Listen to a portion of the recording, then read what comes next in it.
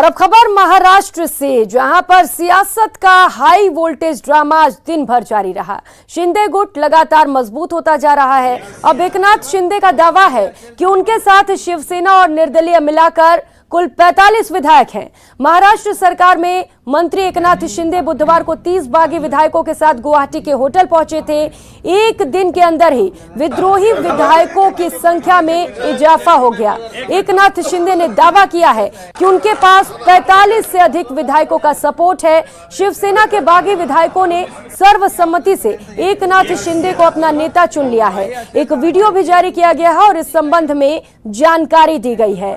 सभी नेताओं ने हाथ उठाकर एक विधायक के प्रस्ताव को भी स्वीकार किया। इसके बाद एकनाथ शिंदे ने सबका आभार व्यक्त किया। वहीं दूसरी तरफ उद्धव ठाकरे नरम पड़ते दिख रहे हैं। संजय राउत ने यहां तक कह दिया कि अगर सभी विधायक कहेंगे तो महाविकास अघाड़ी गठबंधन से अलग होने पर भी विचार किया जा सकता है। बरोबर असेल तर आपण एकजुटीने किती काही नॅशनल पार्टी आहे ते महाशक्ती आहे ज्यांनी महाविकास आघाडीतून शिवसेनेनं बाहेर पडलं पाहिजे आणि एक वेगळा विचार केला पाहिजे। त्यांनी आधी महाराष्ट्रात यावं, मुंबईत यावं आणि त्यांची जी मागणी आहे ती मागणी अधिकृतपणे शिवसेना पक्षप्रमुखांसमोर त्यांनी मांडावी। त्यांच्या मागणीचा नक्की विचार होईल, पण आधी मुंबईत याची हिंमत दाखवा। वहीं संकट के बीच एनसीपी प्रमुख शरद पवार ने कहा है कि वर्तमान राजनीतिक संकट में हम लड़ेंगे। उन्होंने कहा अब विधानसभा में फ्लोर टेस्ट से ये तय होगा कि किसके पास बहुमत है। इससे कोई किसी का फेलियर इसका असेसमेंट करने का आज टाइम नहीं, वो उचित समय पर करेंगे।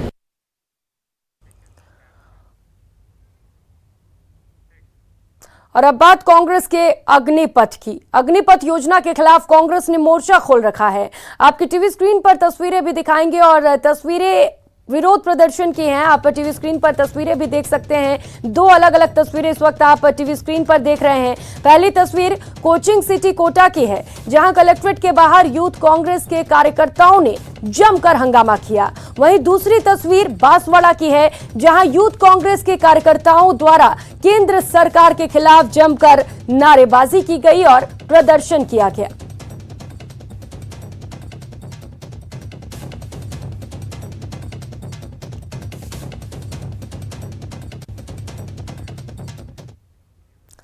सियासत की क्या कोई उम्र होती है? शांति धारीवाल का सियासत की अधिकतम आयु सीमा पर दिया सियासी बयान भले ही बीजेपी पर तंज कसने के लिए है, लेकिन कहीं ना कहीं ये अपनी सियासी सीट पक्की करने या अपनी अगली पीढ़ी की एंट्री के लिए हाईकमान पर दबाव की राजनीति की तरफ भी इशारा कर रही है।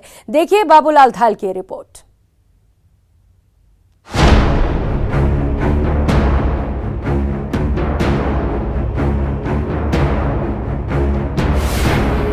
सियासत में फिर छिड़ी बात उम्र की। जीतने वाले का टिकट होता है, जो जीत सकता है उसको टिकट दिया जाता है।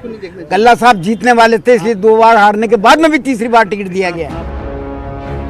अपने बयानों को लेकर सुर्खियां बटोरने वाले कांग्रेस के दिग्गज नेता शांति धारीवाल इस बार बढ़ती उम्र में सक्रिय सियासत पर बयान देकर विरोधियों के निशाने पर हैं। 80 की उम्र में होने जा रहे धारीवाल अगले चुनाव में कांग्रेस के उम्मीदवार होंगे या नहीं, इस संशय में उन्होंने अपनी ही पार्टी को धर्म संकट में डाल दिया। उम्र का क्राइटेरिया कांग्रेस ने रखा ही नहीं है। कहाँ रखा है, कहाँ तय किया है कि इस उम्र तक का आदमी नहीं है? अगर हाईकमान तय कर देता तो मानना पड़ेगा। हालांकि अपनी बात को साबित करने के लिए जब धारीवाल ने बीजेपी के उम्र वाले पैमाने पर तंज कसा, तो वो सीधे घनश्याम तिवारी और गुलाब चंद कटारिया के निशाने पर आ गए। वो कौन सा मान रहे हैं? वो तो ये कहते हैं ना कि सब 75 साल से ऊपर का नहीं होता। ऐसे तो गवर्नर, हमारे गवर्नर साहब को रिटायर करके यहाँ बिठा दिया। ये एक्टिव पॉलिटिक्स में थे गवर्नर साहब, उनको यहाँ बिठा दिया। और घनश्याम तिवारी जो 75 से ऊपर थे, उनको टिकट दे दिया। कौन मानता है? अब कांग्रेस चूंकि परिवारवादी पार्टी है और उनके परिवार में उस परिवार के लोगों को कितनी उम्र हो जाए तो उनको ही वो देना चाहते हैं।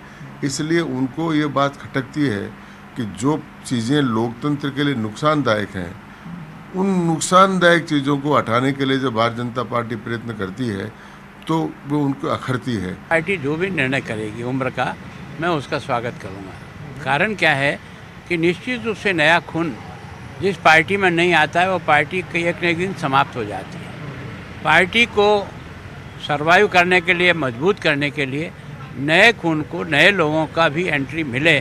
मैं सियासत में जीत सबसे अहम है और हर पार्टी जीतने वाले उम्मीदवार पर दांव लगाती है। हालांकि धारीवाल का ये बयान बीजेपी से ज्यादा कांग्रेस की अंदरूनी सियासत में हलचल मचाने वाला लगता है, क्योंकि 75 की उम्र के फॉर्मूले को जहां बीजेपी ने कई बार लागू किया है तो कांग्रेस के लिए भले ही अब तक ये अजूबा है, लेकिन बीजेपी से सामना करने के लिए अब कांग्रेस के अंदर भी नए सियासी खून की जरूरत महसूस हो रही है।